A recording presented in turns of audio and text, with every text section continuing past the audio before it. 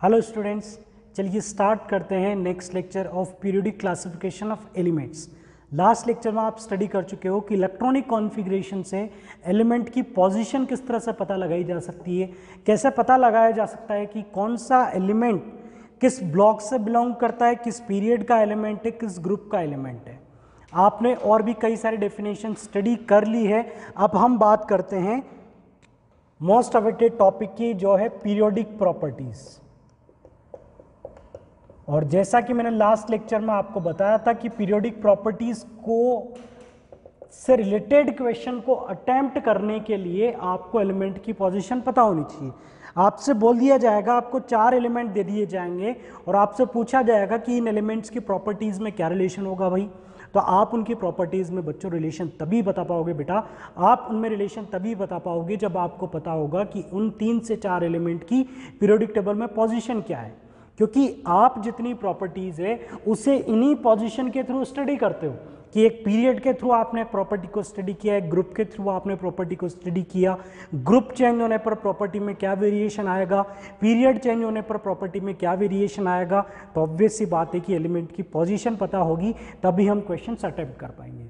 और periodic table पर अगर अच्छा क्वेश्चन पूछा जाए या किसी कॉम्पिटिटिव लेवल का, कॉम्पिटिटिव एग्जाम लेवल का क्वेश्चन पूछा जाए तो वो बन सकता है पीरियोडिक प्रॉपर्टीज से। तो बच्चों, पीरियोडिक प्रॉपर्टीज में हम कई सारी प्रॉपर्टीज की बात करेंगे। सबसे पहले इन प्रॉपर्टीज को स्टडी करने के लिए हम स्टडी करेंगे न्यूक्लियर चार्ज को। तो सबसे पहले हम स्टडी करेंगे न्यूक्लियर चार्ज को, फिर इसके बाद हम स्टडी करेंगे एटॉमिक रेडियस को, फिर स्टडी करेंगे आयोनाइजेशन एनर्जी को, इलेक्ट्रॉन एफिनिटी को, और इलेक्ट्रॉन एफिनिटी के बाद इलेक्ट्रोनेगेटिविटी को। तो ये कुछ कॉमन प्रॉपर्टीज है जिनका हम स्टडी करना है। और इन प्रॉपर्टीज के बेसिस पर और भी ऐसी प्रॉपर्टीज हैं जैसे कि इलेक्ट्रोपॉजिटिव नेचर, इलेक्ट्रोनेगेटिव नेचर और ऑक्साइड्स के एसिडिक और बेसिक नेचर। इस सारे कंटेंट का डिस्कशन हमें इन पीरियोडिक प्रॉपर्टीज में करना है। चलिए, तो सबसे पहले बात करते हैं न्यूक्लियर चार्ज की। और बच्चों, न्यूक्लियर चार्ज इंपॉर्टेंट है, आगे की प्रॉपर्टीज इसी पर डिपेंडेंट रहेंगी। अब सबसे पहले तो बात करें न्यूक्लियर चार्ज क्या होगा। तो सबसे पहले तो मैं कैलकुलेशन के अकॉर्डिंग बता दूं, न्यूक्लियर चार्ज डिपेंड करता है आपके न्यूक्लियस में कितने प्रोटॉन है। तो जितने प्रोटॉन होंगे उतना आप न्यूक्लियर चार्ज इसमें डिफाइन कर सकते हो। तो न्यूक्लियर चार्ज को हम रिप्रेजेंट करेंगे Z से, क्योंकि ये नंबर ऑफ प्रोटॉन यानी एटॉमिक नंबर के बराबर ही है। तो न्यूक्लियर चार्ज को आप रिप्रेजेंट कर सकते हो Z से। अब न्यूक्लियर चार्ज किसे बोला जाएगा, ये है न्यूक्लियस और ये है शेल में इलेक्ट्रॉन। तो इस इलेक्ट्रॉन पर लगने वाला अट्रैक्शन जो होगा न्यूक्लियस से, ठीक है, attraction towards electron from the nucleus is known as nuclear charge. तो न्यूक्लियर चार्ज किसे बोला जाएगा, यहां पर ये जो अट्रैक्शन वर्क कर रहा है, इस अट्रैक्शन को ही हम क्या बोल रहे हैं, इस अट्रैक्शन फोर्स को ही हम क्या बोल रहे हैं, न्यूक्लियर चार्ज। तो I think nuclear charge clear है आपको। न्यूक्लियर चार्ज जिसके पास ज़्यादा प्रोटॉन होंगे उसका न्यूक्लियर चार्ज ज़्यादा होगा, वो ज़्यादा अट्रैक्ट कर रहा होगा। तो न्यूक्लियर चार्ज कितना यहाँ पर अट्रैक्शन वर्क कर रहा है। बट अगर हम एक्चुअल कंडीशन देखें, तो इस अट्रैक्शन के अलावा और भी फोर्स वहाँ पर वर्क करते हैं। एक्चुअल कंडीशन हम देखें तो एक्चुअल कंडीशन में हमें बात करनी है वैलेंस इलेक्ट्रॉन की, आउटर मोस्ट शेल इलेक्ट्रॉन की, और न्यूक्लियस का इस पर जो अट्रैक्शन लग रहा है इससे आप क्या बोल रहे हो, न्यूक्लियर चार्ज Z बोल रहे हो। बट एक्चुअल में बच्चों यहां पर इनर शेल में भी तो इलेक्ट्रॉन्स होते हैं और इनर शेल के इलेक्ट्रॉन तो इसे रिपेल करेंगे। तो इस रिपल्शन को कंसिडर करें तो Z की वैल्यू तो कुछ और हो जाएगी। अगर इस रिपल्शन को आप कंसिडर करें, ध्यान दीजिएगा बच्चों, इनर शेल के इलेक्ट्रॉन्स इलेक्ट्रॉन को रिपेल करेंगे तो यहां पर लगने वाला जो न्यूक्लियर चार्ज है वो भी चेंज हो जाएगा। यहां पर लगने वाला जो न्यूक्लियर चार्ज है वो भी चेंज हो जाएगा। उस केस में हमें Z ना कंसिडर करके हम यहां पर कंसिडर करते हैं Z इफेक्टिव। यहां पर हम इसे कंसिडर करते हैं इफेक्टिव न्यूक्लियर चार्ज। ध्यान दीजिएगा, effective nuclear charge. Average attraction on valence electron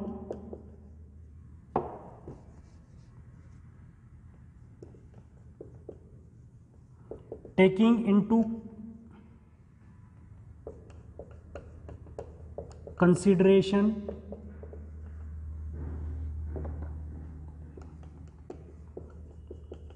repulsion of inner shell electrons. तो ये मैंने डेफिनेशन लिख दी इफेक्टिव न्यूक्लियर चार्ज की। इफेक्टिव न्यूक्लियर चार्ज कौन सा चार्ज होगा जो एवरेज अट्रैक्शन फोर्स लग रहा है वैलेंस इलेक्ट्रॉन पर, बट वो अट्रैक्शन फोर्स कब डिफाइंड है, जब आप इनर शेल के इलेक्ट्रॉन को के रिपल्शन को कंसिडर कर रहे हो। अगर आप इनर शेल के इलेक्ट्रॉन्स के रिपल्शन को कंसिडर कर रहे हो तो लगने वाला जो ओवरऑल एवरेज अट्रैक्शन होगा उसे हम क्या बोलेंगे, इफेक्टिव न्यूक्लियर चार्ज बोलेंगे। अब इस रिपल्शन को क्या बोला जाएगा, तो इसे भी बच्चों नाम दिया जाता है, इस रिपल्शन को बोला जाता है, this is known as shielding effect. Shielding effect और स्क्रीनिंग इफेक्ट, इसे बोला जाता है शील्डिंग इफेक्ट और स्क्रीनिंग इफेक्ट। चलिए, तो यहां पर आपने बोला कि लगने वाला अट्रैक्शन रिप्रेजेंट किया जाता है Z से, बट इसके रिपल्शन की वजह से जो लगने वाला अट्रैक्शन होगा वो मिनिमाइज हो जाएगा। इसके रिपल्शन की वजह से जो अट्रैक्शन यहां पर होगा वो ओवरऑल अट्रैक्शन कुछ कम हो जाएगा। ध्यान दीजिएगा बच्चों, यहां पर ये लगने वाला अट्रैक्शन है Z और यहां से लगने वाला रिपल्शन है, इसलिए जो ओवरऑल चार्ज होगा उसे आप क्या बोलेंगे, Z इफेक्टिव। तो यहां पर आप बैलेंसिंग, इतना सा कॉन्सेप्ट बच्चों आप समझ सकते हो, ये Z था, इस तरफ लगा था रिपल्शन, तो यहां पर जो ओवरऑल जो आपने ऑब्जर्व किया वो था Z इफेक्टिव। तो अगर मैं Z में से इसे सब्ट्रैक्ट कर दूंगा तो मेरे पास रिजल्टेंट आ जाएगा। अगर मैं Z में से इस रिपल्शन के इफेक्ट को खत्म कर दूंगा तो मेरे पास क्या आ जाएगा, Z इफेक्टिव। तो यहां पर इफेक्टिव न्यूक्लियर चार्ज का एक फॉर्मूला आप स्टडी करते हैं, Z माइनस सिग्मा। यहां पर ये सिग्मा बोला जाता है स्क्रीनिंग कांस्टेंट, और ये स्क्रीनिंग कांस्टेंट किसके इफेक्ट को यहां से खत्म करता है, इस रिपल्शन को। शील्डिंग इफेक्ट को आप किससे रिप्रेजेंट करते हो, इसके इफेक्ट को किससे रिप्रेजेंट करते हो, सिग्मा से, जिसे बोला जाता है स्क्रीनिंग कांस्टेंट, जिसे स्लेटर रूल से आप कैलकुलेट कर सकते हो किसी भी एटम के वैलेंस इलेक्ट्रॉन के लिए। बट हमें इसकी कैलकुलेशन नहीं करनी है, हमें नहीं बताना है कि कहाँ पर Z इफेक्टिव कितना होगा, बस हमें ये जानना है कि हमें इफेक्टिव न्यूक्लियर चार्ज क्या होता है और effective nuclear charge periodic table में कैसे वेरी करता है। आई होप आप समझ गए होंगे कि न्यूक्लियर चार्ज क्या होगा और इफेक्टिव न्यूक्लियर चार्ज क्या होगा।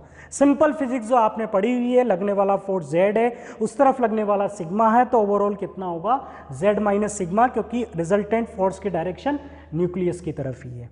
चलिए, हम इस केस को कंसिडर करेंगे क्योंकि हमेशा इनर शेल का रिपल्शन भी वहां पर प्रेजेंट होता है।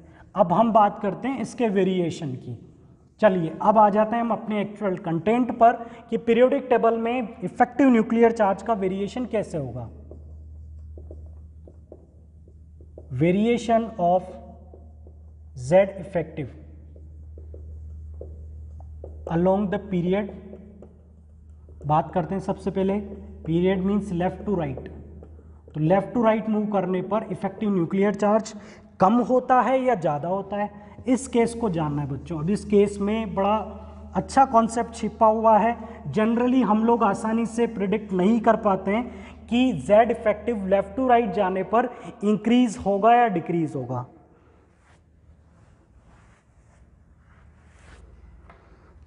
तो इसे समझिएगा बच्चों, इसके लिए मैं एक एग्जांपल ले लेता हूँ, lithium, beryllium, boron, carbon, nitrogen, oxygen.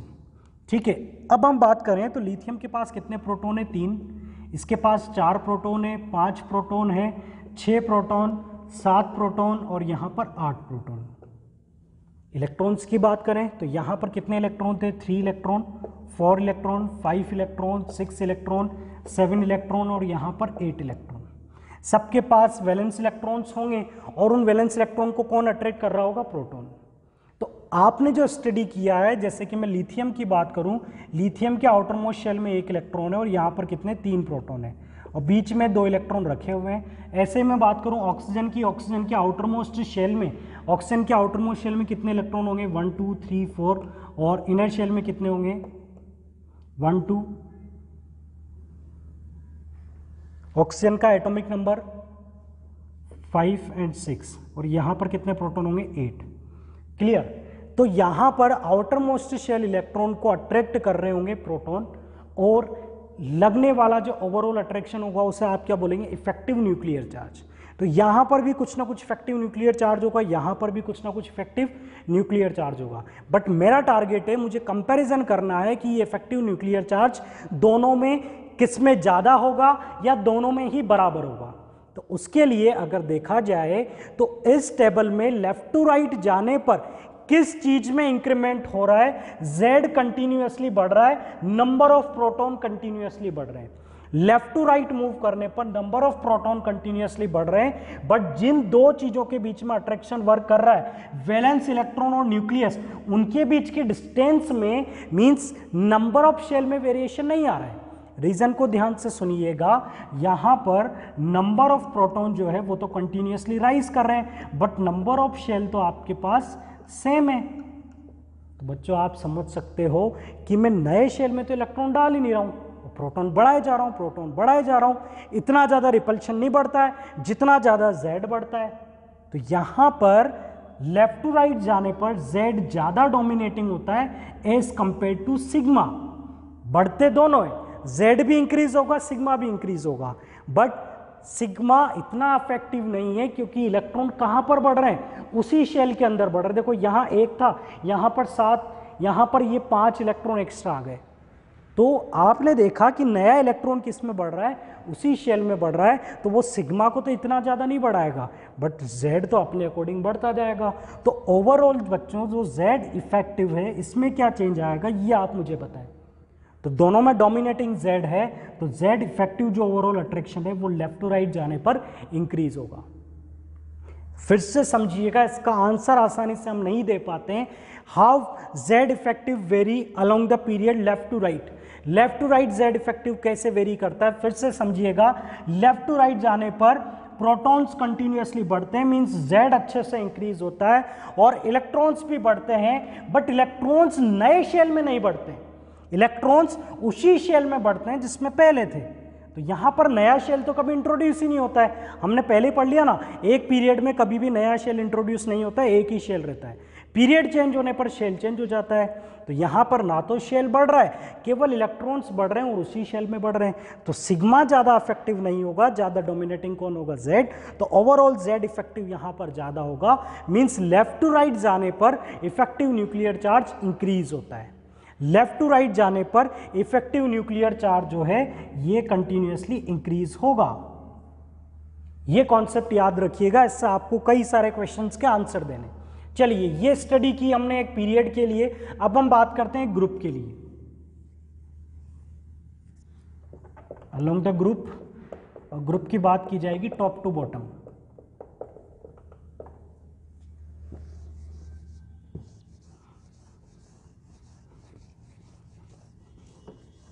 तो टॉप टू बॉटम को भी आप इस तरह से स्टडी करें, लिथियम, सोडियम, पोटेशियम, इसका कॉन्फ़िगरेशन 2-1 होता है, इसका कॉन्फ़िगरेशन 2-8-1 होता है, और इसका कॉन्फ़िगरेशन 2-8-8-1 होता है।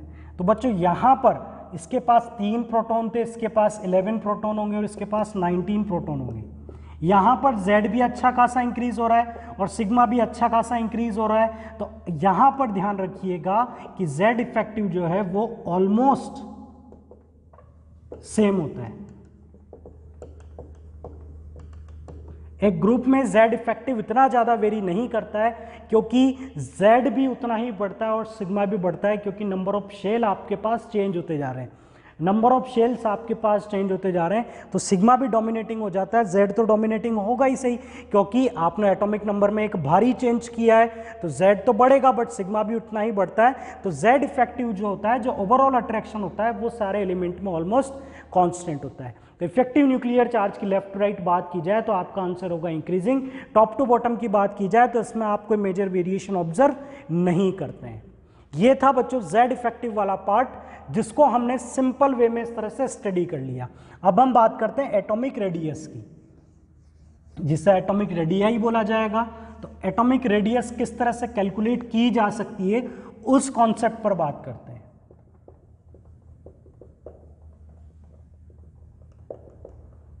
तो देखो, एटॉमिक रेडियस को पहले तो मैं डिफाइन करता हूं कि एटॉमिक रेडियस क्या होती है।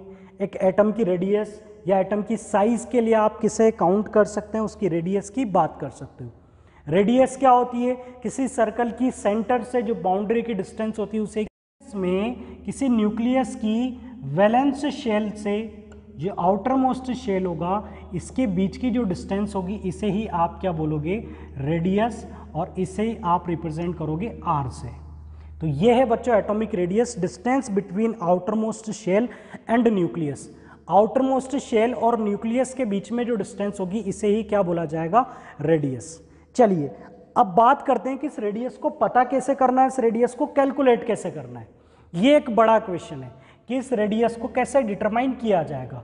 ऐसा तो पॉसिबल नहीं है कि मैं एक एटम को हाथ में ले लूंगा और उसकी रेडियस मेजर कर लूंगा। तो एक एटम को आइसोलेट करना ही पॉसिबल नहीं है, तो आप उसकी रेडियस इस तरह से तो डिटरमाइन नहीं कर पाओगे। तो रेडियस को पता करने के बच्चों हमारे पास मेथड है कि हम इनकी बॉन्डिंग को फॉलो करते हैं। तो बॉन्डिंग कैसे हो सकती है एलिमेंट्स के अंदर? एलिमेंट्स के अंदर कोवेलेंट बॉन्डिंग हो सकती है और मेटेलिक बॉन्डिंग हो सकती है। दो एटम वांडरवाल अट्रैक्शन से जुड़े हुए हो सकते हैं, वांडरवाल रेडियस हो सकती है। कोवेलेंट के बेसिस पर अगर आप रेडियस पता करते हो तो कोवेलेंट रेडियस होगी। मेटेलिक बॉन्डिंग से आप रेडियस पता करते हो तो वो मेटेलिक रेडियस होगी। इसके अलावा उसके आयन के बेसिस पर पता करते हो तो वो होती है उसकी आयोनिक रेडियस, मतलब आयन बनने पर रेडियस। तो इन रेडियस का कंपैरिजन हमें करना है, इन रेडियस की बात हमें करनी है।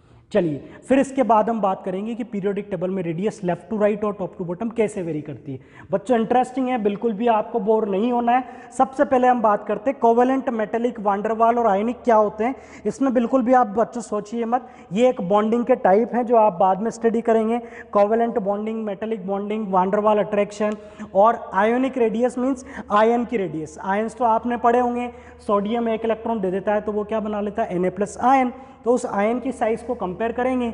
और कोवेलेंट जब दो एटम के बीच में कोवेलेंट बॉन्डिंग होगी। इनका बेसिक आइडिया मैं आपको हर टॉपिक के साथ देता रहूँगा। सबसे पहले हम बात करते हैं कि हम इस मेथड पर क्यों चले गए। इस मेथड पर हम इस तरह से चले गए, मान लीजिए दो एटम हैं ए और बी, इनके बीच में जो बॉन्डिंग होगी, इनके बीच में कोई ना कोई बॉन्डिंग होगी। हमने क्या किया, इनकी इंटरन्यूक्लियर डिस्टेंस को पता कर लिया। इनकी इंटरन्यूक्लियर डिस्टेंस हम पता कर सकते हैं, कई सारे हमारे पास मेथड हैं जिससे हम इनकी इंटरन्यूक्लियर डिस्टेंस पता करके उसे हाफ करके इनकी रेडियस का आइडिया लगा लेते हैं। इनकी इंटरन्यूक्लियर डिस्टेंस पता करके, जैसे दो सर्कल है पास में रखे हुए हैं, दोनों के सेंटर की डिस्टेंस निकाल लीजिए और उसे हाफ कर दीजिए तो आपको एक सर्कल की रेडियस का आइडिया मिल जाएगा। बट कंडीशन क्या है? दोनों सर्कल सेम साइज के, सेम रेडियस के हों, तो आपको उनकी रेडियस का आइडिया पता चल जाएगा। तो सेम टाइप के एटम, यहाँ पर बच्चों करेक्शन कर लीजिए, इसे भी ए टाइप का ले लीजिए। सेम टाइप के एटम के बीच की बॉन्डिंग के बेसिस पर आप उनकी इंटरन्यूक्लियर डिस्टेंस पता करके उसे हाफ कर दें। उनकी बॉन्ड लेंथ, इंटरन्यूक्लियर डिस्टेंस को क्या बोला जाता है? Bond length. तो उनकी बॉन्ड लेंथ पता करके उससे अगर हाफ करते हैं, जो आपको NMR से और कई सारे ऐसे कॉन्सेप्ट से जिनसे पता लग सकती है, उससे अगर हाफ करेंगे तो उससे आपको क्या पता चल सकती है? रेडियस। चलिए तो अब बात करते हैं बॉन्डिंग का क्या लफड़ा है इसमें। तो बच्चों अगर कोई एटम कोवेलेंटली बॉन्डेड है, अगर कोई एटम कोवेलेंटली बॉन्डेड है तो उनमें बात की जाएगी कोवेलेंट रेडियस की। अब अगर वो कोवेलेंटली बॉन्डेड होगा तो ध्यान रखिएगा, जब भी दो एटम कोवेलेंट बॉन्ड बनाते हैं, जब भी दो एटम कोवेलेंट बॉन्ड बनाते हैं तो उन एटम्स की ओवरलैपिंग हो जाती है। जब भी कोई दो एटम कोवेलेंट बॉन्ड बनाते हैं तो उनकी ओवरलैपिंग हो जाती है। तो यहाँ पर आप रेडियस निकालेंगे, दोनों की इंटरन्यूक्लियर डिस्टेंस आप लेंगे और इस इंटरन्यूक्लियर डिस्टेंस को बच्चों आप हाफ कर देंगे। तो यहाँ पर हम मान लेते हैं ये पॉइंट ए है और ये पॉइंट ए है, ठीक है। इन दोनों पॉइंट की डिस्टेंस आपने निकाली DA2A और आपने इसका हाफ कर दिया तो आपको क्या मिल गई?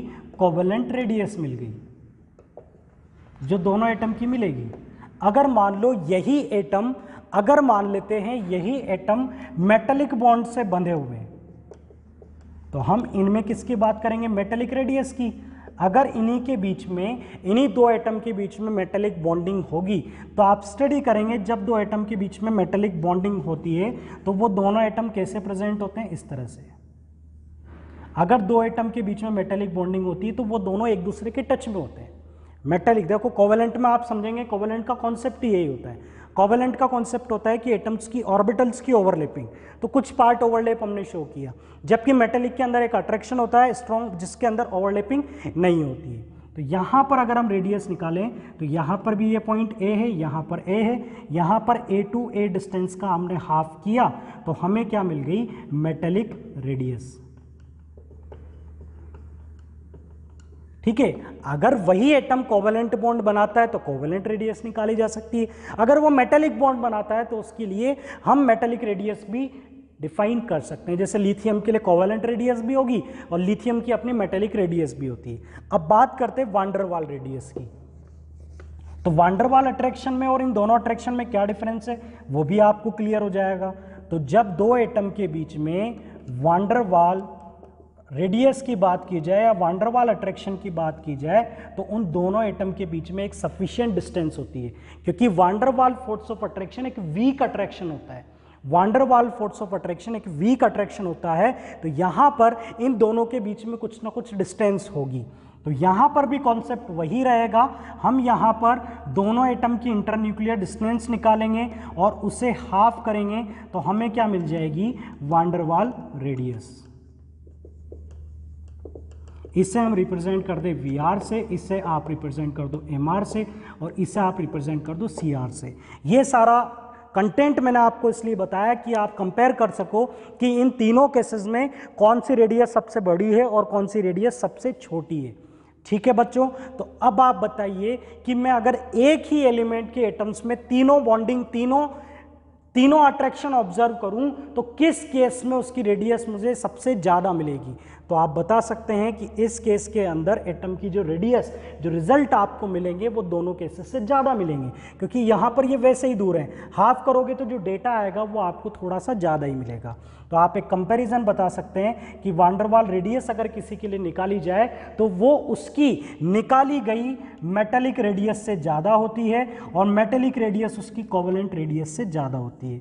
सबसे छोटी रेडियस कौन सी होती है, कोवेलेंट रेडियस होती है, क्योंकि इसमें आप जो इंटरन्यूक्लियर डिस्टेंस निकालोगे वो इन दोनों केसेस से कम मिलेगी।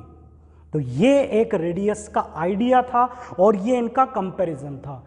कोवेलेंट में बच्चों आपका क्वेश्चन हो सकता है कि सर अगर हम एक एटम की कोवेलेंट रेडियस की बात करें बट बॉन्डिंग वेरी कर रही हो, जैसे कि आप सी सिंगल बॉन्ड, सी में कार्बन की रेडियस निकालो, डबल बॉन्ड से बॉन्डेड केस में रेडियस निकालो, ट्रिपल बॉन्ड से बॉन्डेड केस में रेडियस निकालो, तो बच्चों आपको सबसे बड़ी रेडियस इस केस में मिलेगी। इस केस में रेडियस आपको कैसी मिलेगी, छोटी मिलेगी, क्योंकि इनकी इंटरन्यूक्लियर डिस्टेंस कम होती जाती है। जैसे जैसे नंबर ऑफ बॉन्ड्स बढ़ते हैं ये वाली जो लेंथ होती है यही कम हो जाती है, तो रेडियस तो आपको कम मिलेगी ही सही, ये ऑब्वियस सी बात है। तो और ये तो हमने कंपैरिजन किया सेम टाइप के एटम का, सेम टाइप के एटम की रेडियस का। अगर डिफरेंट टाइप के एटम की रेडियस का कंपैरिजन करना है तो वहां पर हमें इलेक्ट्रोनेगेटिविटी के कॉन्सेप्ट को भी इंक्लूड करना होगा, नए फॉर्मूलाज को स्टडी करना होगा, और यही होगा बच्चों एडवांस्ड कॉन्सेप्ट जो आप हायर क्लासेस में स्टडी करेंगे।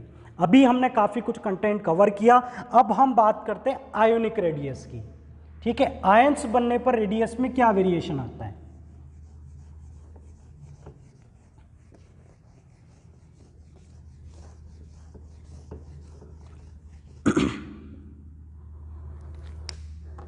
Next one is ionic radius.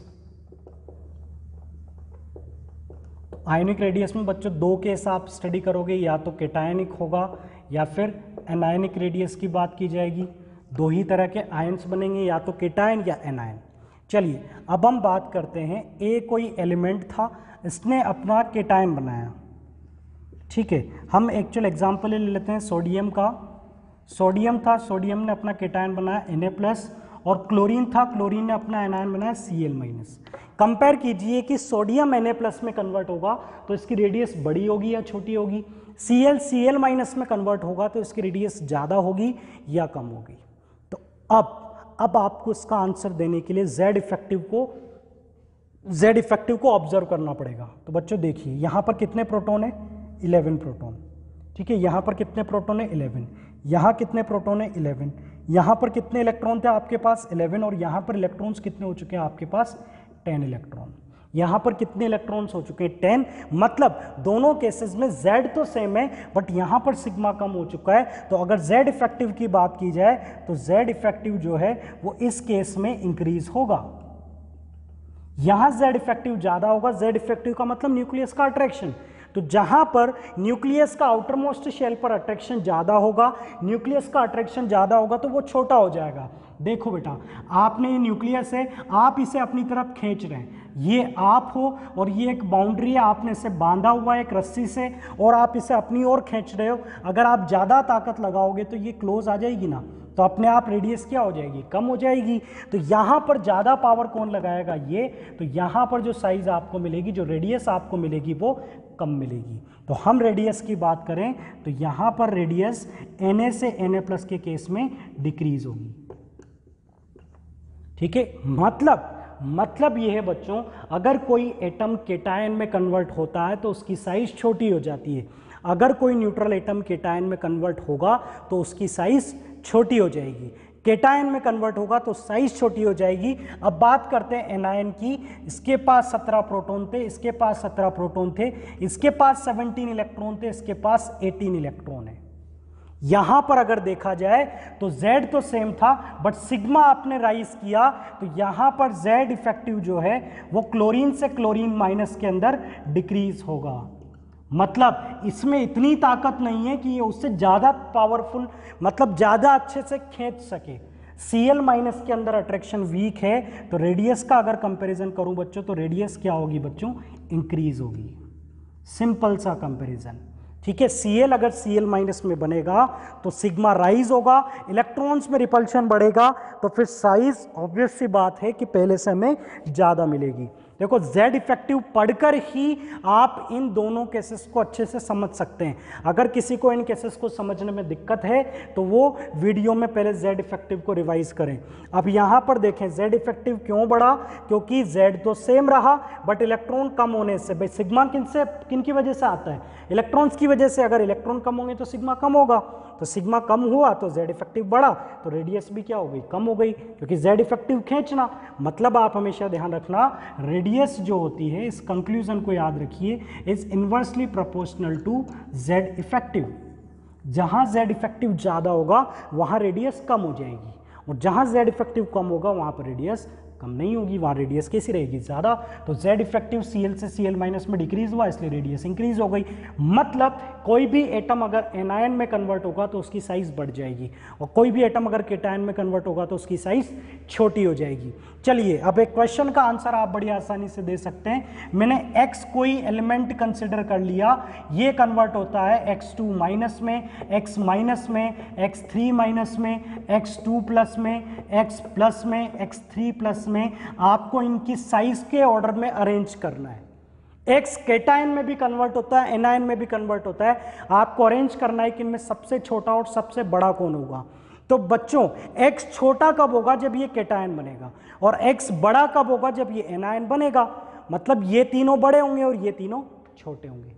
Cation में भी कौन सा केटायन छोटा होगा, जिसमें सबसे ज्यादा इलेक्ट्रॉन निकालकर जिसे बनाया है। तो X से सबसे ज्यादा इलेक्ट्रॉन आपने कितने निकाले, 3+, तो X3+ स्मॉलेस्ट होगा, X3+ इसमें स्मॉलेस्ट होगा।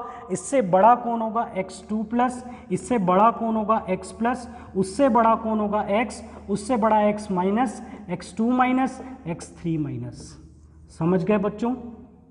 एनायन की साइज बड़ी होती है, जितना ज़्यादा चार्ज एनायन पर होगा उतना बड़ा होगा, और जितना ज़्यादा चार्ज केटायन पर होगा वो उतना छोटा हो जाएगा। तो इस तरह से आप आयनिक रेडियस का कंपैरिजन कर सकते हो। अब आयनिक रेडियस में आपसे क्वेश्चन पूछे जा सकते हैं, या तो सेम एलिमेंट का केस है या डिफरेंट एलिमेंट का केस है। तो ये तो बच्चों था सेम एलिमेंट। अब आपसे पूछा जाए डिफरेंट एलिमेंट, तो बच्चों डिफरेंट एलिमेंट के लिए आपको अभी एक और केस स्टडी करना है, पीरियोडिक टेबल में रेडियस का वेरिएशन। तो पीरियोडिक टेबल का वेरिएशन हम स्टडी करेंगे, बट एक तो आप पीरियोडिक टेबल के बेसिस पर बताएंगे, और दूसरा केस आपसे इस पे पूछा जा सकता है आइसो इलेक्ट्रॉनिक सीरीज का। इसके लिए हमें पीरियोडिक टेबल में जाने की जरूरत नहीं है। ठीक है, डिफरेंट एलिमेंट में एक केस होगा जिसमें आपको पीरियोडिक टेबल में एलिमेंट की पोजीशन पर जाना होगा, और दूसरा केस आपसे पूछा जा सकता है आइसो इलेक्ट्रॉनिक सीरीज का। अब आइसो इलेक्ट्रॉनिक सीरीज क्या होती है पहले ये जान लेते हैं। तो आइसो इलेक्ट्रॉनिक सीरीज वो होती है जिसमें नंबर ऑफ इलेक्ट्रॉन्स सबके पास सेम हो। वो सीरीज, वो ग्रुप ऑफ सब्सटेंस जिनके पास नंबर ऑफ इलेक्ट्रॉन्स बराबर हो। तो बच्चों एक आइसो इलेक्ट्रॉनिक सीरीज का एग्जाम्पल मैं आपके सामने लिखता हूं जिससे आपको ये अच्छे से क्लियर हो जाएगा। जैसे कि हमने बात की Na+, F-, O2-, Mg2+, Al3+। ये है बच्चों, अगर आप इनमें काउंट करें नंबर ऑफ इलेक्ट्रॉन कितने कितने और नंबर ऑफ प्रोटॉन्स कितने कितने, उनका आप काउंट कीजिए। तो यहाँ पर मैं बात करता हूँ नंबर ऑफ प्रोटॉन की और नंबर ऑफ इलेक्ट्रॉन की। इससे आप इनकी साइज भी बता पाएंगे। सोडियम के पास कितने प्रोटॉन होते हैं? 11, चाहे वो किसी भी कैटायन में कन्वर्ट हो, प्रोटॉन कभी भी चेंज नहीं होता है। फ्लोरीन के पास 9, ऑक्सीजन के पास 8, मैग्नीशियम के पास 12, एल्यूमिनियम के पास 13। इलेक्ट्रॉन्स चेंज होंगे क्योंकि सब या तो कैटायन में है या एनायन में। तो Na+ बनने पर एक इलेक्ट्रॉन इसमें कम हो जाएगा और रिजल्टेंट कितने इलेक्ट्रॉन होंगे? 10। F- बनने पर एक इलेक्ट्रॉन ऐड हो जाएगा तो कितने इलेक्ट्रॉन हो जाएंगे? 10। O2- बनने पर 2 इलेक्ट्रॉन ऐड हो जाएंगे तो कितने हो जाएंगे? 10। Mg2+ मतलब 2 इलेक्ट्रॉन कम कर दो तो बचेंगे कितने? 10। एल्यूमिनियम के पास 13 होते हैं, 3+ का मतलब 3 हटा दो तो कितने बचेंगे? 10। सबके पास नंबर ऑफ इलेक्ट्रॉन क्या है बच्चों? सेम है। और वो सीरीज जिसके पास नंबर ऑफ इलेक्ट्रॉन बराबर हो उसे क्या बोला जाता है? आइसो इलेक्ट्रॉनिक सीरीज बोला जाता है। जिसके पास नंबर ऑफ इलेक्ट्रॉन्स इक्वल हो उसे क्या बोला जाएगा? Iso electronic series. तो ये आइसो इलेक्ट्रॉनिक सीरीज है। अब इसका आपको साइज का ऑर्डर बताना है कि इनमें स्मॉलेस्ट कौन होगा और लार्जेस्ट कौन होगा। तो बच्चों इसके लिए क्या आपको लगता है कि मैं ये रिजल्ट आपको बताऊंगा? आप खुद पता कर सकते हो कौन ज्यादा पावरफुल है इलेक्ट्रॉन्स को अट्रैक्ट करने में। किसका Z सबसे ज्यादा है, क्योंकि इलेक्ट्रॉन तो सब में बराबर है। तो सिग्मा उग्मा को भूल जाइए, आप Z से कंपेयर कर लीजिए, आसानी से आपको आंसर मिल जाएगा। यहां पर सबसे ज्यादा प्रोटॉन है, यहां पर सबसे ज्यादा अट्रैक्शन होगा, तो स्मॉलेस्ट यहां पर कौन होगा? Al3+। आइसो इलेक्ट्रॉनिक के क्वेश्चन कैसे अटेम्प्ट करने समझ लीजिएगा, IIT तक भी ये क्वेश्चन पूछे जाते हैं। Al3+ में 13 प्रोटॉन है, ज़्यादा अट्रैक्शन है इसलिए छोटा होगा। इससे बड़ा कौन होगा? इसमें 12 है, जस्ट इससे कम तो Mg2+। Mg2+ से बड़ा कौन होगा? Na+, इसमें 11 इलेक्ट्रॉन है। और Na+ से बड़ा कौन होगा? F-। F- से बड़ा सबसे ज़्यादा प्रोटॉन उसकी साइज उतनी ज़्यादा छोटी, जिसमें जितने ज़्यादा इलेक्ट्रॉन उसकी, जिसमें जितने कम प्रोटॉन है उसकी साइज उतनी बड़ी है। क्योंकि ज़्यादा प्रोटॉन मतलब ज़्यादा अट्रैक्शन, और अट्रैक्शन ज़्यादा होने का मतलब साइज का छोटा होना। चलिए अब नेक्स्ट क्लास के लिए बच्चों आपके लिए होमवर्क है, आपको एक बार पता करना है कि पीरियोडिक टेबल के अकॉर्डिंग लेफ्ट टू राइट जाने पर इस वाले टॉपिक को आप एक बार रिवाइज करके आएंगे, एक बार देखेंगे कि लेफ्ट टू राइट और टॉप टू बॉटम जाने पर साइज में क्या वेरिएशन आएगा। इस तरफ इंक्रीज होगी या डिक्रीज होगी या सेम रहेगी, इस तरफ इंक्रीज होगी डिक्रीज होगी या सेम रहेगी। तो हम नेक्स्ट लेक्चर में स्टडी करेंगे साइज का वेरिएशन विद एक्सेप्शन, और अगली प्रॉपर्टीज के साथ कंटिन्यू करेंगे। So students, thank you again for watching this lecture.